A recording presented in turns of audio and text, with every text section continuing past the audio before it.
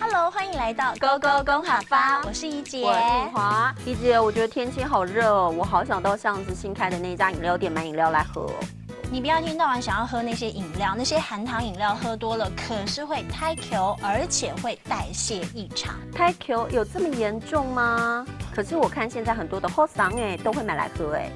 后桑是什么？后桑就是学生哦，那些后桑一定很容易粗啊。粗啊，有这么严重吗？所以说其实喝冷饮不但会肥胖，还会蛀牙咯。对啊，是甜茶，咖啡胎球同蛀牙。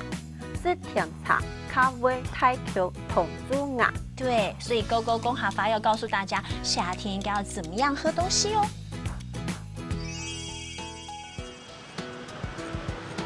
我要一杯大杯的真奶去冰。我要一杯红茶去冰。我要冬瓜茶。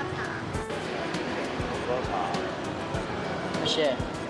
很多后桑下课的时候都会买甜饮来喝，但是呢，不但是很难解渴，而且热量还可能会上升哦，所以要少喝一点加工饮料，对身体是比较好的。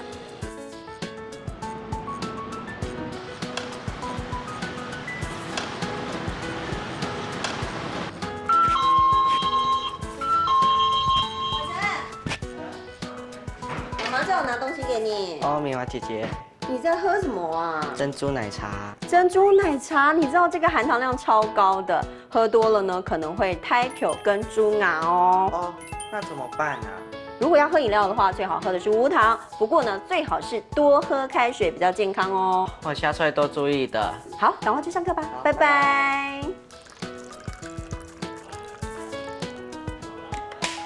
医生建议其实喝白开水才是最健康的哦。不过刚刚下课时间看到很多后桑真的是非常爱喝甜饮。不过呢，最好的饮料其实就是白开水哦。哇，我刚刚在那个便利店里面看到好多后桑都在拿饮料喝真的，我有建议这些小朋友啊，千万不要喝太多的冷饮哦，其实是不好的。那我们赶快来帮大家复习一下客家话吧。好，学生叫做后桑后桑那肥胖叫做胎球，胎球。那如果说是蛀牙呢？哦，叫做蛀牙，蛀牙。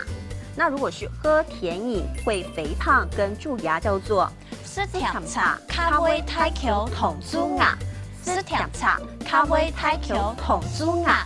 今天 Go Go 公哈发要告诉大家怎么样喝才健康，我们下回见喽！下回见哦。